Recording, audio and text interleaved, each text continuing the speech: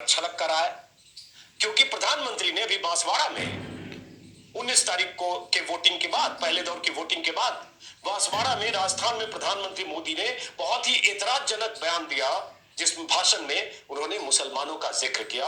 और प्रधानमंत्री मोदी ने बांसवाड़ा में मनमोहन सिंह, जो देश के प्रधानमंत्री रहे, उनके एक बयान को तोड़ मरोड़ कर पेश किया और जो सामने भीड़ थी, डराते हुए कहा कि अगर कांग्रेस सत्ता में आ गई तो आप सबकी संपत्ति छीनकर घुसपैठियों को दे देगी, मुसलमानों को दे देगी, जिनके ज्यादा बच्चे हैं उनको दे देगी, आपके मंगलसूत्र तक पर उनकी नजर है, उसको लेकर। देखो ये उस्मान, देखो मोदी के सामने नस्त मस्तक है। ये उस्मान नहीं बल्कि मुसलमानों के लिए कलंक है।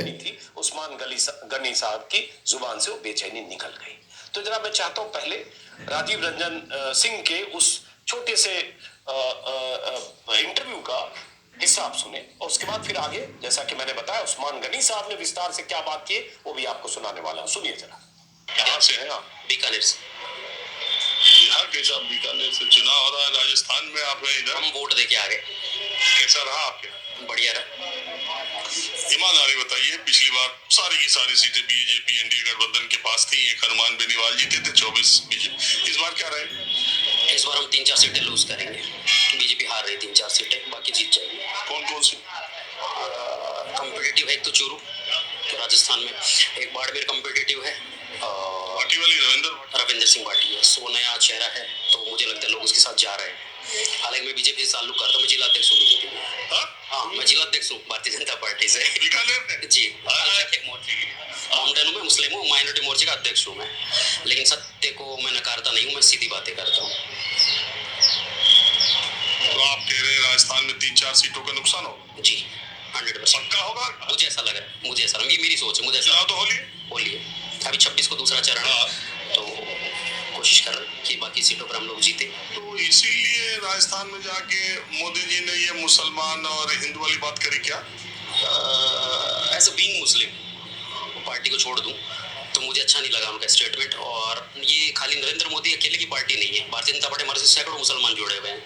तो जब हम जनता में वोट लेने जाते हैं, मुस्लिम से मांगते हैं, तो हमें भी तकलीफ होती है। मुसलमान पूछता है हमारे से कि ऐसा बोला, बताओ तुम्हारे पास क्या उत्तर। नरेंद्र मोदी जिस तरीके की बात करते हैं, तो मैं उनको भी मेल करने वाला हूँ, लिखने वाला हूँ कि इस तरीके की बातें, वाहियात बातें न करें तो बेहतर है। भले वो प्रधानमंत्री हैं, भले पार्टी उनसे चलती है, उनका एक बहुत बड़ा फेस है, लेकिन फिर भी पार्टी के हम सब कार्य करते हैं। तो ये हिंदुस्तान एक गुलिस्ता है जिसमें सारे फूल हैं, तो सबको साथ लेके चलना पड़ेगा।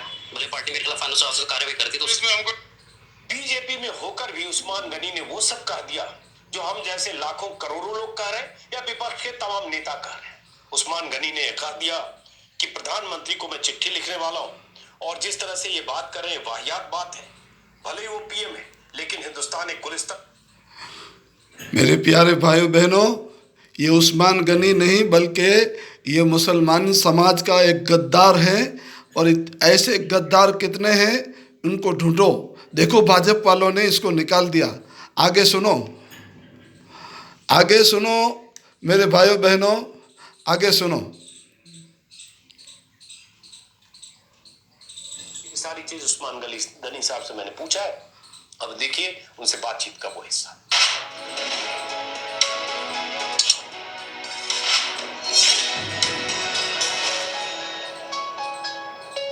हमारे साथ खुद है उस्मान गनी, जो बीकानेर अल्पसंख्यक मोर्चा के अध्यक्ष थे कुछ देर पहले तक, और उन्हें बीजेपी ने 6 सालों के लिए निष्कासित किया।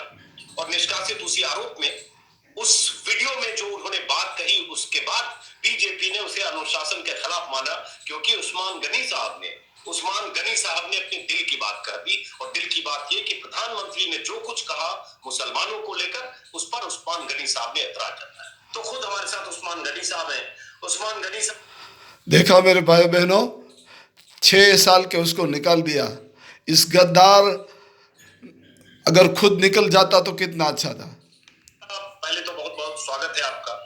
ये कब पता चला कि आपको बीजेपी ने निष्कासित किया? कब पता चला कि आपको निष्कासित किया? 2 दिन पहले वो मीडिया के थ्रू मुझे जानकारी मिली, मुझे निष्कासित कर दिया गया। ऑथोराइज्ड लेटर पार्टी की तरफ से कुछ नहीं आया। तो क्या जानकारी मिली कि निष्कासित क्यों किया गया? किसी से आपने कॉल पे बात की कि आपको क्यों निष्कासित किया गया?